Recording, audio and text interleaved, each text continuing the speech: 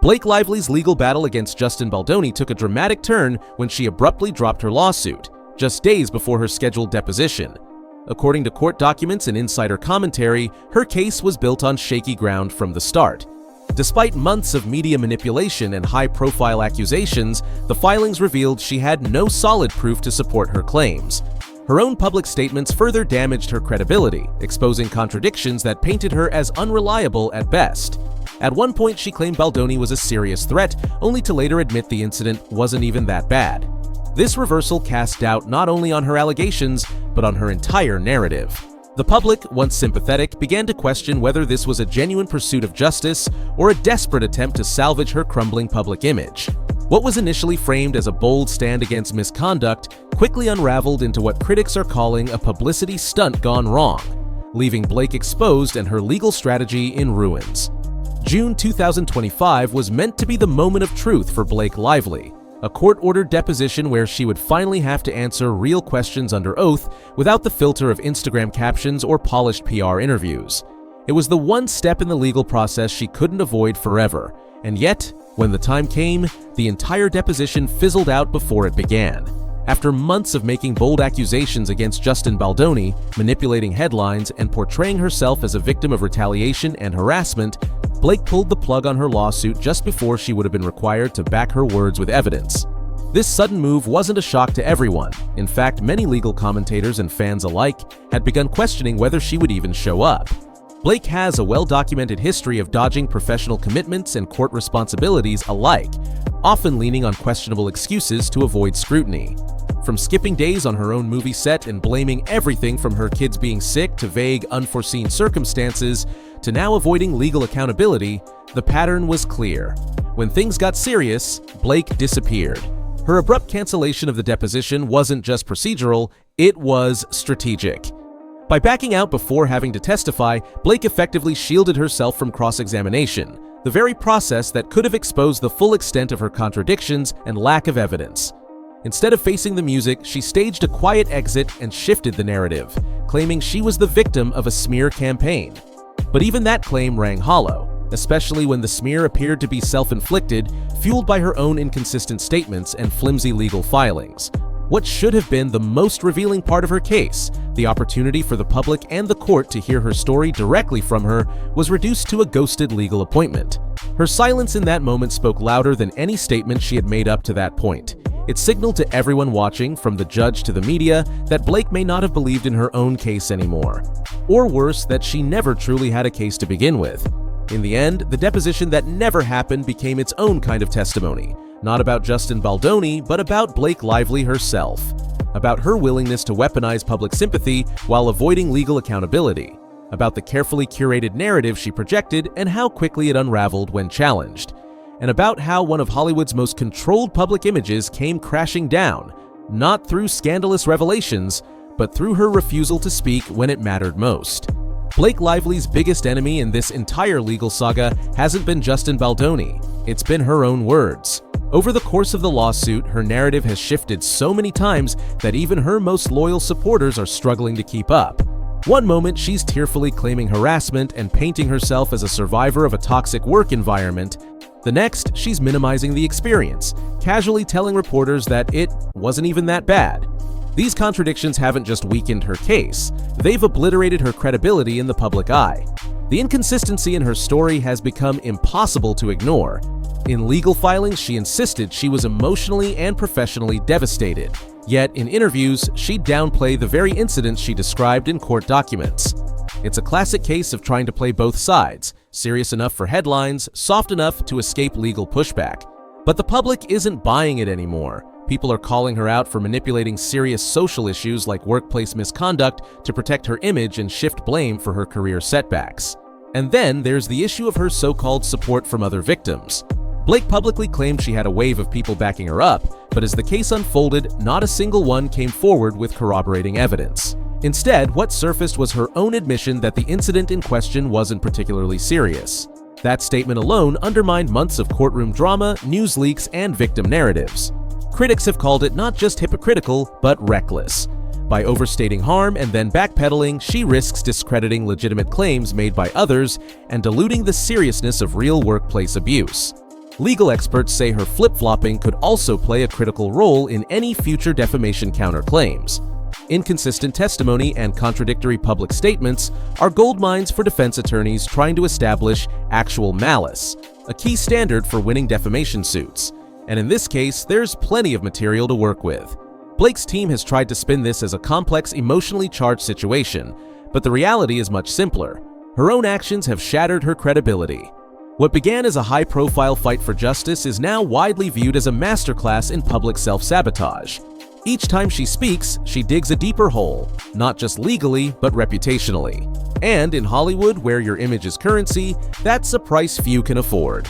In a twist no one expected, Ryan Reynolds, once seen as Blake Lively's supportive, brand-safe husband, has become one of the most damaging figures to her legal and public image. What began as a show of solidarity quickly spiraled into a reckless PR disaster when Ryan, during the Deadpool and Wolverine premiere in July 2024, publicly labeled Justin Baldoni a predator.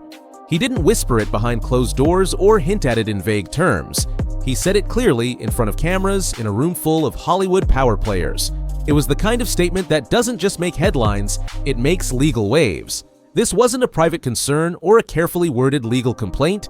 It was an unfiltered accusation thrown out into the public sphere, wrapped in the language of moral certainty. Ryan didn't just defend his wife, he weaponized her narrative without any court-proven facts to back it up. And according to legal analysts, this could be the moment that opens the door to real legal repercussions. Publicly calling someone a predator without concrete evidence can meet the legal standard of defamation, particularly if it can be proven that the accuser knew the claim was false or acted with reckless disregard for the truth.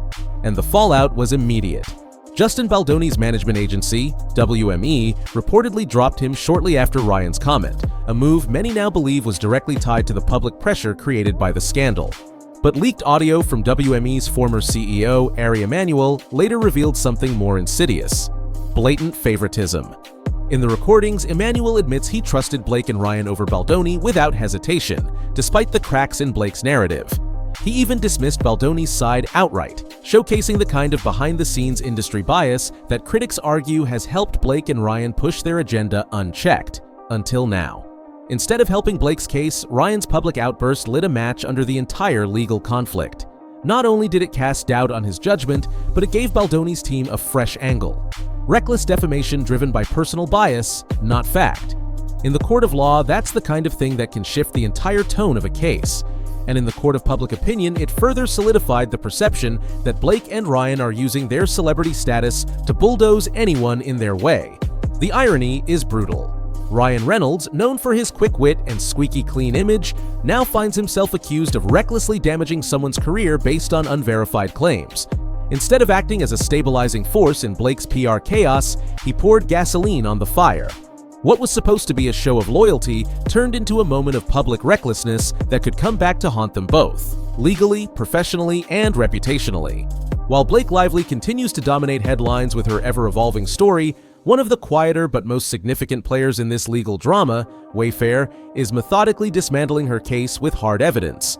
Unlike Blake's courtroom theatrics and sweeping accusations, Wayfair has taken a calm, strategic approach: cooperate with the investigation, gather the facts, and let the documents speak.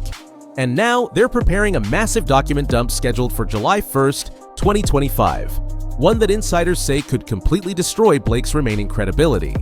Blake's lawsuit dragged Wayfair into the spotlight by accusing the company of enabling retaliation and playing a role in some supposed smear campaign. But legal filings revealed something startling. Blake had no proof. Instead of presenting emails, texts, or even witness testimony, she filed subpoenas targeting nearly everyone remotely connected to the situation, from top executives to low-level employees and even Justin Baldoni's personal health coach. That's right, his health coach. Blake claimed that probiotics and wellness suggestions were part of a sinister conspiracy, turning routine personal care into courtroom evidence. It would be laughable if it weren't happening in real court, but where Blake leaned on sensationalism, Wayfair responded with substance. Their internal forensic teams began combing through servers, communications, and personnel records to meet court deadlines and fulfill their legal obligations. According to sources, the company is fully confident that what they uncover will not only clear them, but expose the baselessness of Blake's entire case. In fact, Wayfair's legal strategy appears to rest on a simple but powerful argument. If Blake is requesting documents to prove her claims, then she never had real evidence to begin with. And that logic is cutting through the noise. Legal experts say Blake's scattershot subpoena strategy reeks of desperation, a fishing expedition hoping to turn up anything that could justify her public accusations. But in doing so, she's overreached, dragging in innocent people who had nothing to do with her original claims and wasting court resources on a theory built more on vibes than facts. Meanwhile, Wayfair isn't playing the PR game. They're not issuing emotional statements or trying to sway the court of public opinion. They're letting the facts speak, and by all accounts, those facts are about to be devastating for Blake. Their response has become the foil to Blake's chaos, a calm, calculated reminder that real legal battles aren't won with trending hashtags or emotional narratives, but with proof. And as July 1st approaches, it's clear that Wayfair is about to deliver exactly that. In a scandal fueled by headlines, Wayfair's quiet competence may be the final blow to a lawsuit that, from the beginning, was more performance than proof. Blake Lively built much of her Hollywood brand on the image of a strong, empowered woman, a feminist icon who spoke out boldly and refused to let any man define her. That narrative was carefully cultivated through years of red carpet interviews, public speeches, and glamorous photo ops. One of her most memorable moments was her 2018 Met Gala speech, where she proudly declared that "no man defines me," drawing applause and admiration from fans and media alike. But now, in the midst of her unraveling lawsuit, that very image is being exposed as hollow, performative, and hypocritical. In a stunning contradiction, the same woman who claimed independence and strength is now leaning heavily on her husband Ryan Reynolds, not only for moral support, but as a vocal attack dog in her legal war against Justin Baldoni. Instead of standing on her own, she's letting Ryan take public swings at Baldoni, going so far as to publicly brand him a predator with no court-verified evidence. It's a far cry from the empowered figure she once portrayed, and critics have not missed the irony. Blake's entire legal and PR campaign has been orchestrated and driven by powerful men, her husband, her legal team, and industry insiders who have seemingly done the heavy lifting in her retaliation crusade. At the same time, her own voice has faltered under pressure. She's contradicted herself multiple times, admitted the alleged misconduct wasn't that bad, and ghosted her own deposition when it was time to answer questions. What was marketed as strength is now being seen as deflection, using the language of empowerment to mask a crumbling case. Social media has responded with brutal honesty. Once hailed as a feminist role model, Blake is now being accused of weaponizing feminism when convenient and abandoning it when accountability calls. Her empowerment speeches are being re-examined not as statements of truth, but as calculated PR moments designed to protect her image. In fact, critics argue that every time her career takes a hit, she retreats behind a victim narrative instead of owning her setbacks. Even her legal strategy reflects this shift, from pursuing justice to maintaining a brand. The subpoenas, the dramatic claims, the media spin, they all seem less about truth and more about distraction. Rather than producing evidence, she's producing headlines. Rather than standing firm on her story, she's rewriting it in real time to fit whatever narrative suits her needs. Ultimately, what's collapsing here isn't just a lawsuit, it's an identity Blake spent years building. The woman who once stood for empowerment is now seen as manipulating that message for personal gain, propped up by the very structures she claimed to defy. And in the court of public opinion, that betrayal of trust might be even more damaging than any legal loss. What Blake Lively framed as a fight for justice is now widely seen as a reckless smear campaign, one that not only failed to destroy Justin Baldoni's reputation, but severely damaged her own. From the beginning, Blake leaned into media manipulation, crafting a narrative that painted herself as the victim of a malicious retaliation plot. She claimed she had been mistreated on set, targeted by Baldoni, and backed by a wave of silent supporters. But as the facts started to surface, that narrative quickly began to unravel. At the heart of the issue is Blake's own admission. She told reporters that the incident she based her entire lawsuit on wasn't even that bad.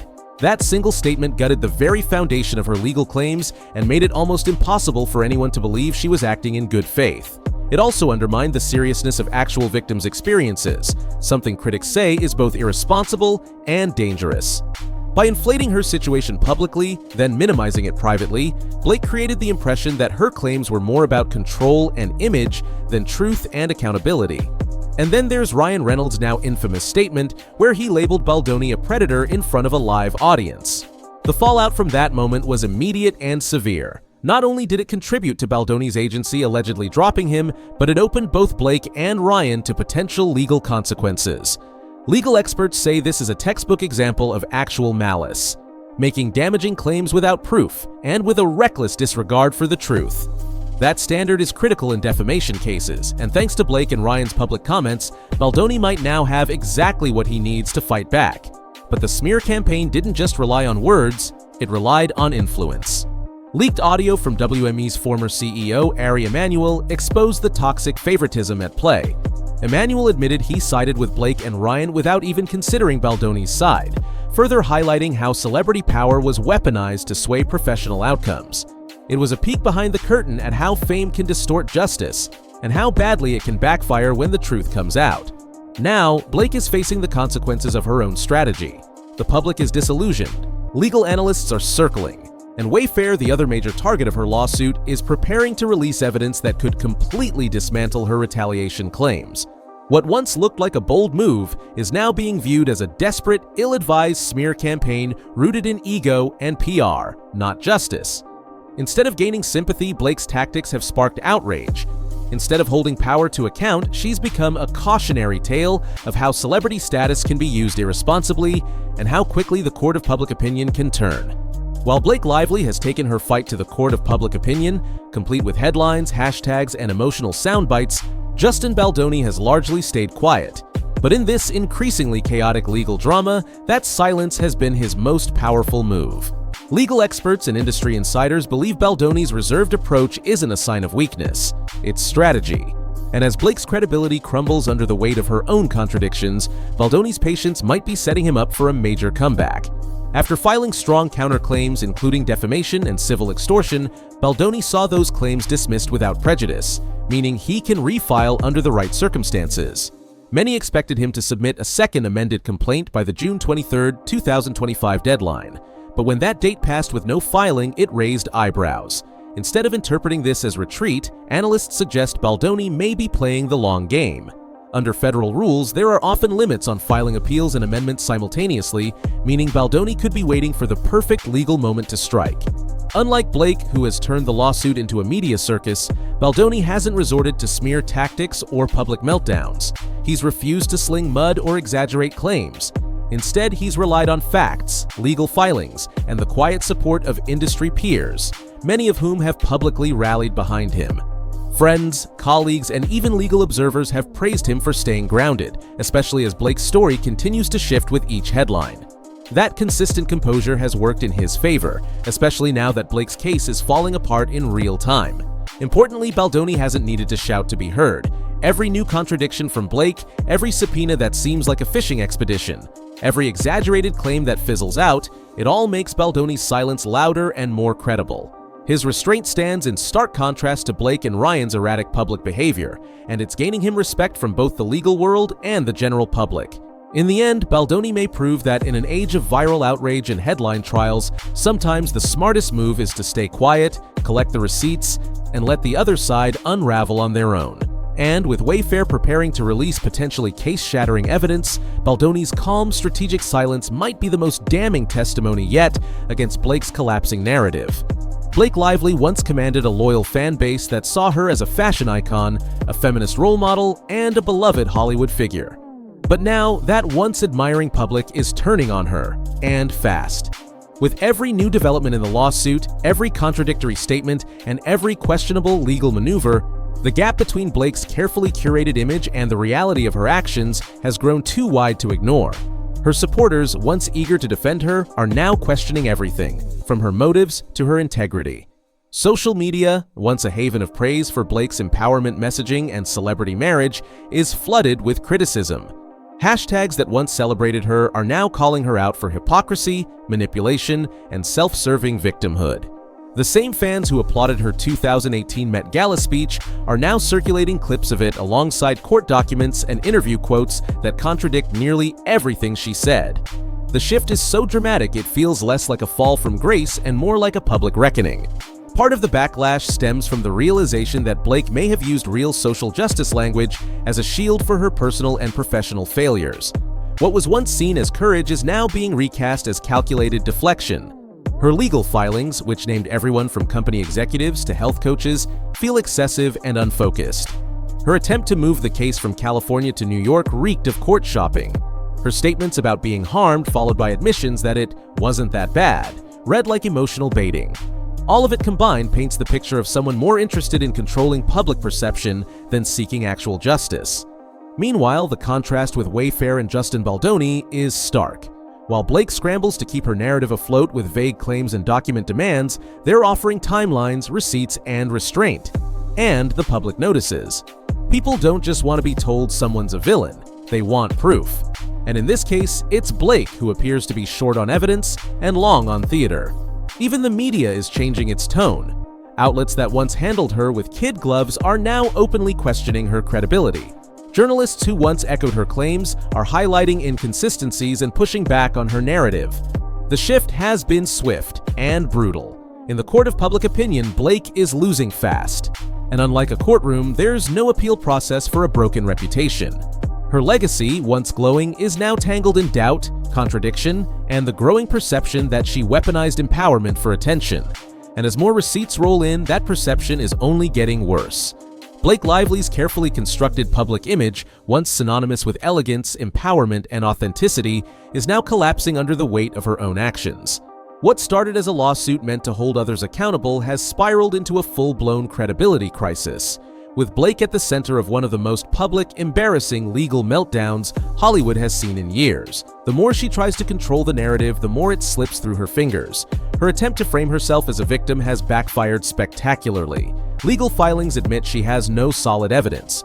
Her own words have contradicted her claims. And her legal tactics, like subpoenaing Baldoni's health coach and trying to shift jurisdictions, have drawn more ridicule than sympathy. The image of a woman bravely standing up against mistreatment has been replaced by one of a celebrity desperately clinging to a sinking reputation, using lawsuits and public pity to mask professional failures. Even worse, Blake's strategy now seems to hinge entirely on performance over proof. Rather than producing hard evidence, she's relied on speculation, media spin, and vague emotional appeals. She's built a case out of vibes, not facts, and the public is no longer buying it. The courtroom is no place for fiction, and as the truth comes out, it's clear this legal battle was never about justice. It was about optics. Meanwhile, Wayfair prepares to release a mountain of documents that could decisively refute Blake's entire narrative. Justin Baldoni remains poised and supported, and the public, once enchanted by Blake's glamorous persona, is now watching the unraveling with a mix of disbelief and exhaustion.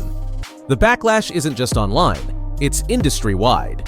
Former allies are distancing themselves, reporters are digging deeper, and even her loyal fans are asking, who is the real Blake Lively? What we're witnessing isn't just the end of a lawsuit, it's the slow-motion implosion of a brand. A once beloved actress now stands accused of exploiting serious issues for personal gain, turning feminist rhetoric into a legal weapon, and dragging innocent people through the mud with no receipts to back it up. Her PR mask has cracked, her credibility is shot, and the damage may be irreversible. In the end, Blake Lively didn't just lose a case, she lost the benefit of the doubt. And in Hollywood, that's a loss far greater than any courtroom defeat.